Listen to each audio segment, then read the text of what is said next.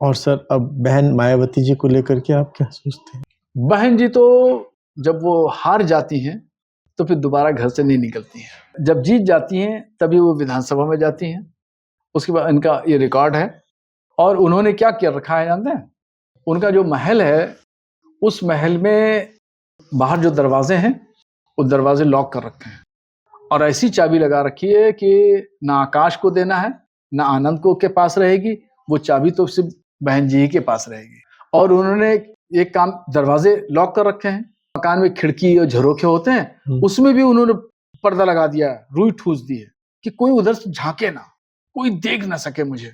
बिल्कुल एकदम तनहा एक बैठी रहती हैं बंद कमरे में। बस उनके जो चंद 2 से 3 लोग हैं, 2 से 3 लोग, वही खबर लाते हैं, खबर लेके आते हैं।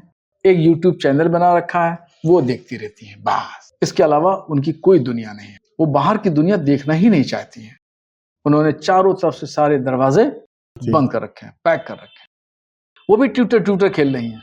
अभी वक्त संशोधन बिल पर भी उनका भी ट्विटर आया, उससे पहले भी ट्विटर आया। उनको बेरोजगार हुए काफी टाइम हो गया। कभी वो मुस्लिम तंजीमों से नहीं मिलती हैं, उलमा से नहीं मिलती हैं, मुसलमान दानिशवरों से नहीं मिलती हैं, कभी किसी से मुलाकात वो नहीं करती हैं। यही वजह है वो समाज से बहुत दूर चली गई हैं, सियासत में बिल्कुल किनारे हो चुकी हैं। उनका कोई अब नाम लेने वाला भी नहीं बचा। पार्टी ऑलमोस्ट खत्म ही है, जो इतनी मेहनत से काशीराम जी ने बनाई थी, अब तो उसका तो ये को कि वेंटिलेटर पे है। काशीराम जी बहुत मेहनती आदमी थे और वो अपनी कम्युनिटी के लिए वफादार थे। मेरी बड़ी अच्छी मुलाकात थी उनसे। एक बार अचानक ऐसे मुलाकात हुई कि मेरी एक कॉन्फ्रेंस थी रांची में, तालकोटरा स्टेडियम में जब रहते थे ये। हाँ, तो रांची में मेरी कॉन्फ्रेंस थी। रांची में इनका भी प्रोग्राम था, काशीराम जी का। हम भी प्लेन में, जिस प्लेन में थे उसी में काशीराम जी थे। तो आजू बाजू में सीट थी। बैठते ही मैंने इनको पहचान लिया कि काशीराम। बोले कहाँ के रहने वाले हो, क्या है? तो ऐसे करके मैंने अपना विजिटिंग कार्ड दिया। मैंने बताया कि मैं बरेली से हूँ, मौलाना शहाबुद्दीन रिजवी मेरा नाम है। क्या करते हो, क्या? तो उन दिनों मैं पढ़ चुका था, मैं फारिग हो चुका था पढ़ करके। और मैं एक महीनामा निकलता सुन्नी दुनिया, एक मैगजीन उर्दू का, तो मैं उसका एडिटर था। मैं 25 साल एडिटर रहा। तो उन दिनों में एडिटर था। तो मैंने उनको बताया कि मैं महीनामा सुन्नी दुनिया का एडिटर हूँ। तो बहुत खुश हुए। उन्होंने मेरे कार्ड पे, एक कार्ड तो रख लिया, बोले दूसरा कार्ड लाओ। मेरे कार्ड पे उन्होंने अपना नाम लिखा उर्दू में, काशीराम, और फिर अपना घर का एड्रेस और लैंडलाइन नंबर लिखा। और मुझसे बोले जब भी दिल्ली आओ, अब आपको हर हाल में मुझसे मिलना है।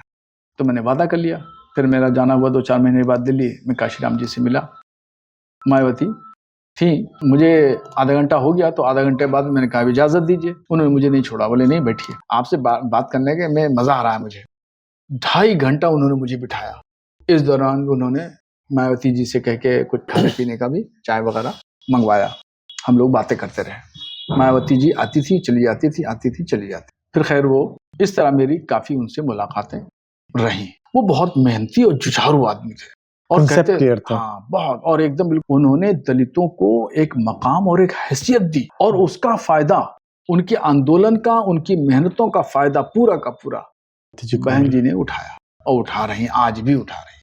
वो 2 चीजें खत्म कर दें, एक तो पैसे की लालच खत्म कर दें और दूसरी बात ये दरवाजे खोल दें, तो मैं समझता हूं कि उत्तर प्रदेश में आज भी वो कामयाब हो जाएंगे।